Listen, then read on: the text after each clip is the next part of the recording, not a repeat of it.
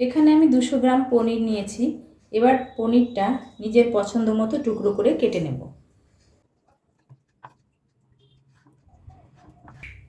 Medium সাইজের টুকরো করে কেটে নিলাম।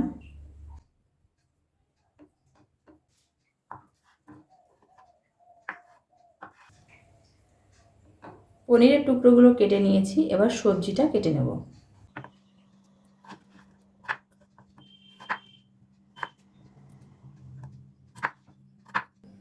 আলুটা কেটে নিলাম, এবার ফুলকপিটা কেটে নেব। এবার ফুলকপিটা কেটে নেব।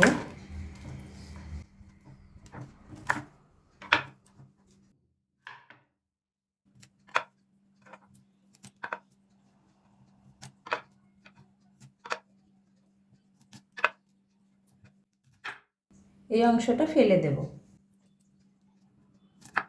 এই ফুলকপিটা ধুয়ে গরম জলে 2 থেকে 3 মিনিট ভাপিয়ে নেব। জলটা গরম হয়ে গেছে, এবার ফুলকপিটা দিয়ে 2 থেকে 3 মিনিট ভাপিয়ে নেব।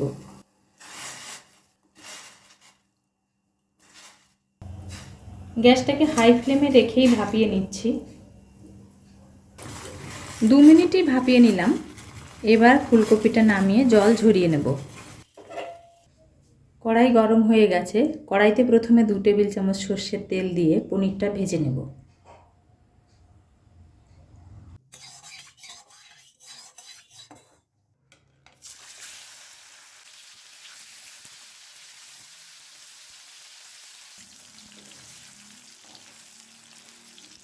পনিরটা একটু লাল করেই ভেজে নিলাম। পনিরটা ভাজা হয়ে গেছে, এবার তুলে নেব।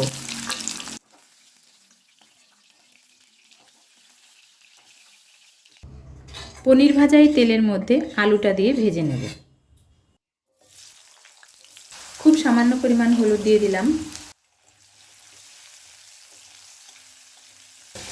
লো টু মিডিয়াম ফ্লেমে 3 থেকে 4 মিনিট আলুটা ভেজে নিয়েছি, এবার তুলে নেব।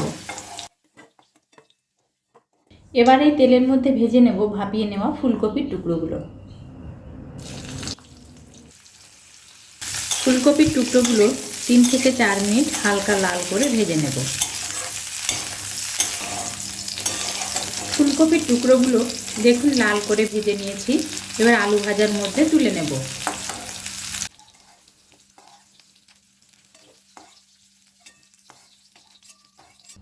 এই তেলের মধ্যে আরও 1.5 টেবিল চামচ সর্ষের তেল দিয়ে দিলাম।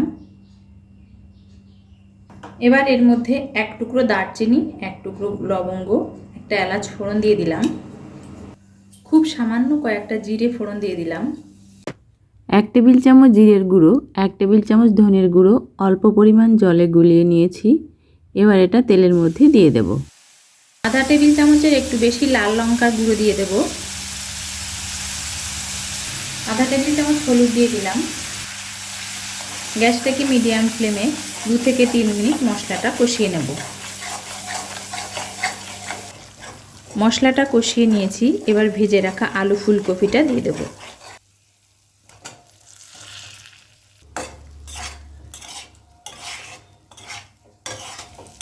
মিডিয়াম ফ্লেমে মিনিটখানেক সময় ধরে কষিয়ে নিলাম। এবার এর মধ্যে পরিমাণ মতো জল দিয়ে দেব।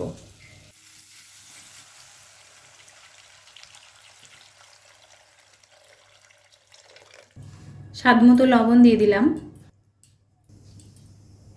গ্যাসটাকে এবার হাই ফ্লেমে রেখে ঢাকনা দিয়ে ঢেকে 4 থেকে 5 মিনিট রান্না করব। 5 মিনিট পর ঢাকনাটা সরিয়ে নিলাম। এবার ভেজে রাখা পনিরের টুকরোগুলো দিয়ে দেব। দিয়ে দেব 2টো চেরা কাঁচা লঙ্কা।